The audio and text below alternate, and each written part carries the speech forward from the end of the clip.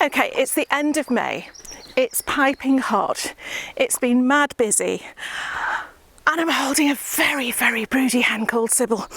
She's decided she's going to go very, very broody and just sit in her little nest box all day, annoying the other chickens and sitting on the eggs. You've gone a bit doolally, haven't you? So I'm going to pop her into some nice cool grass with her friends behind the apple tree, and she can sort herself out for a little bit. And then I am going to show you what we have been getting on with over the last few weeks, because believe you me, it has been, are you ready? Mayhem. Please don't turn up. I thought I'd just better sort of qualify the thumbnail there. But yeah, I've got so much to show you. So let's pop this one away and we'll get on. Oh, come on, I know.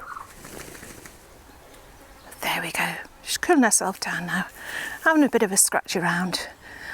And it's just good for her to get off the nest box for about half an hour to an hour and basically get something to eat. So yeah, we'll leave her in peace for a bit. I'm not going to linger on the greenhouse because, well, why bother? It's been busy. And if we look at the other one, here we go, swinging you round, don't get seasick.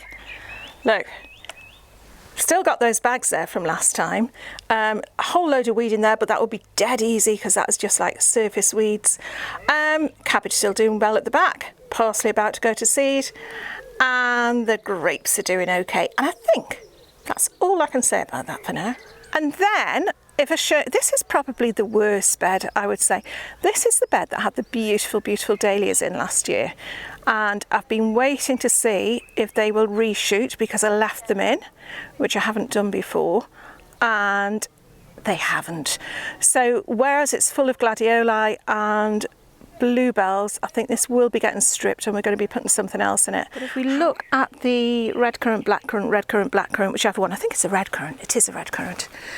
This puckering on top of the leaves is a telltale sign that there's something underneath. So if I show you, let's have a look. There will be, yeah, can you see there? I don't know if you can. Little flies in there, green flies. Some sort of flies, but something happily eating the red currants. So what I think I'll do, obviously if you spray it with a soapy water spray, you've got to make sure you get underneath. But what I think I will do, I'll clip off the worst affected leaves to give the fruit underneath a chance, because actually we are getting, look at that, it's really, really starting to fruit up now. It won't be long before we're feasting on goosegogs, so look at them. Of course, this is on the thorny plant, isn't it? Better get my good gloves out.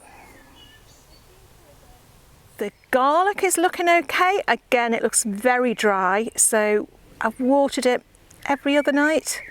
But yeah, I do want to keep that going. I don't want it to be going to escape, going to flower. But if you look over here, look at the thyme. How beautiful is that? If you look over here, I know it needs a weed. These are the overwintering onions. And I've got to be honest, about a month ago, we thought there was nothing going to come of them, but look at those.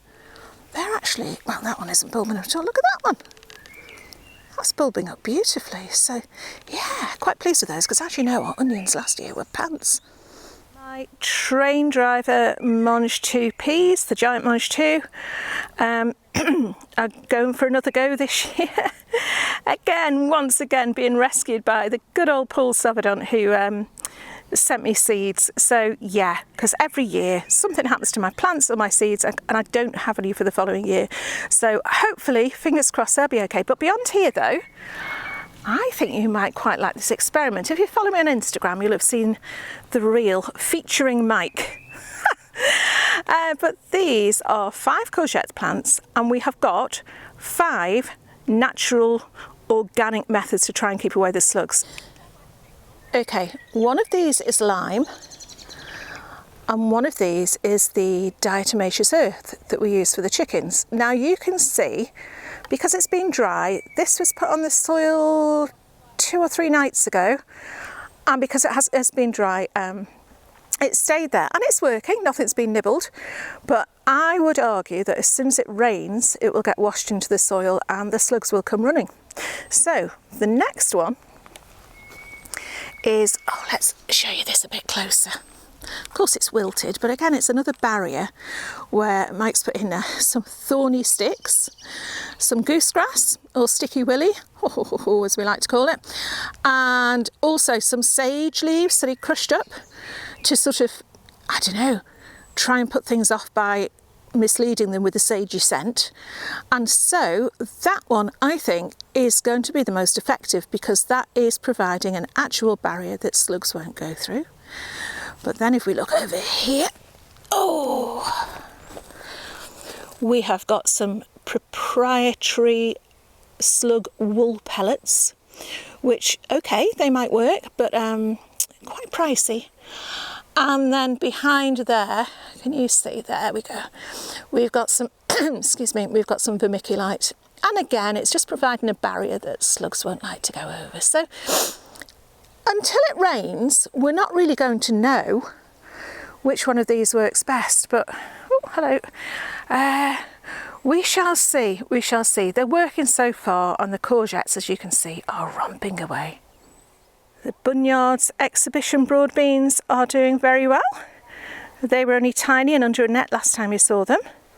So I've just got to keep checking for butterflies now. And after a slow start, the asparagus has actually performed really well this year. We're just picking it every time we come up. And most often half of it's disappeared before we get home.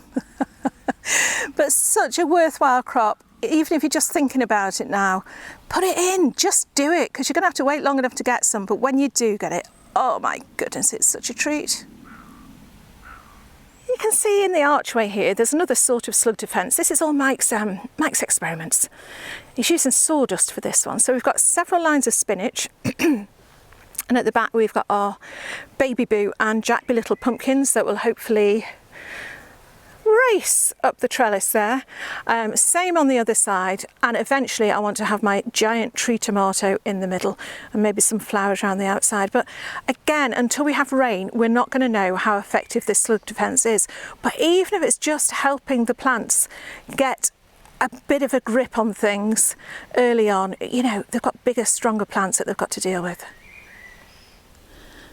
No strawberries as yet, but won't be long. I know people who have, oh look, there's one. You see that one? Oh, little fella. I know people who have grown them in their polytunnel have been picking them for the last week or so. So, oh, look at that one. There we go. That's more like it. We just want him to grow bigger and turn red. But yeah, the strawberries, as you know, were brilliant last year. So I'm expecting them to probably fade away a little bit this year and then be renewed next year. But oh, what an exciting crop we have coming. Remember this bed? This was one of the beds of shame, but it's actually now really starting to take shape. We've got all our shallots there, again with the sawdust trick, and we have got on the bean frame on this side of the path, we've got the gigantes beans going up, and if I show you on the other side, I thought they were Cos Violette beans, but they're just called violet podded beans, and every now and then you've got to just give them a little helping hand. Remember, a bean will always go anti-clockwise. Now, someone did ask if that would be the same in the southern hemisphere, and I've known the answer to that in the past, but to be honest, I can't remember now. But look, aren't they looking good? So the other bean poles on the other side are going to have seed directly planted into there, and they are going to be borlotti and just a plain green French bean. So really, honestly, I'm trying to walk backwards and not fall over things. You know what, just I know we're all the same. Once you've got your bean structure up, oh, everything just looks like it's ready.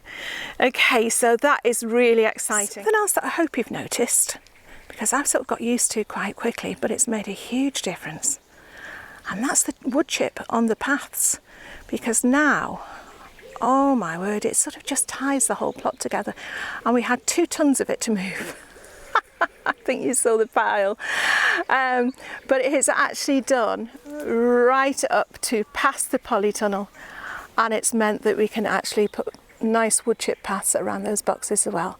So we're really, really pleased with that. If you remember last time, this was an absolute shambles, and I did say that we had plans. Now, I'm glad to say, I hope you can see the difference. Our plans have actually come to fruit, at least partly they have.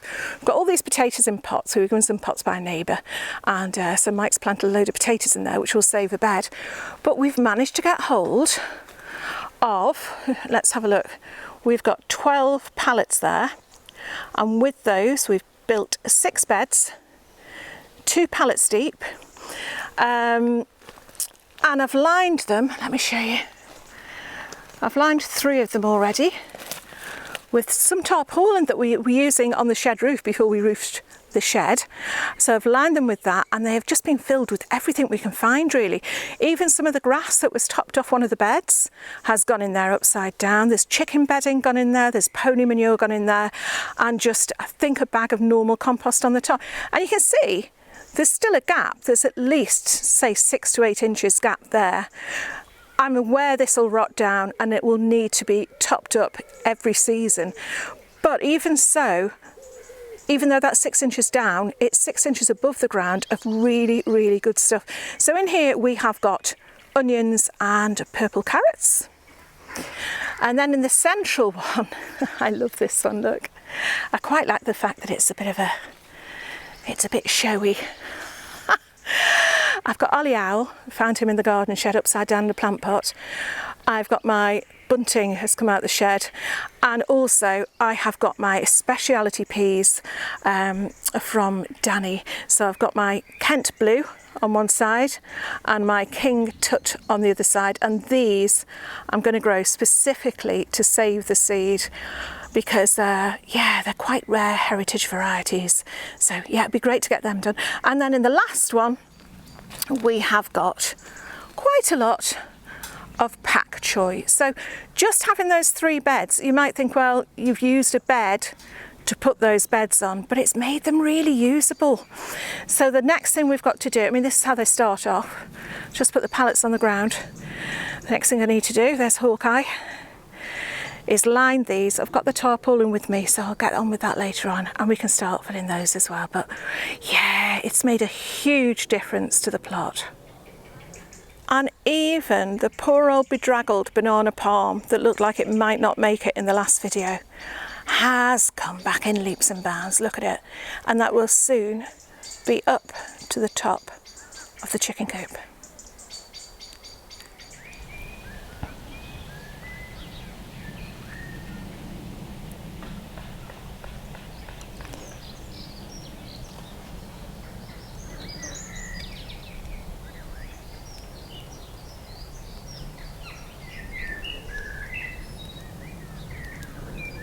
Something which I'm sure you're aware of, if you've watched any of the YouTube gardening community videos this week, you'll have heard the announcement that the lovely, lovely Steve Randalls from Green Side Up has sadly passed away this week.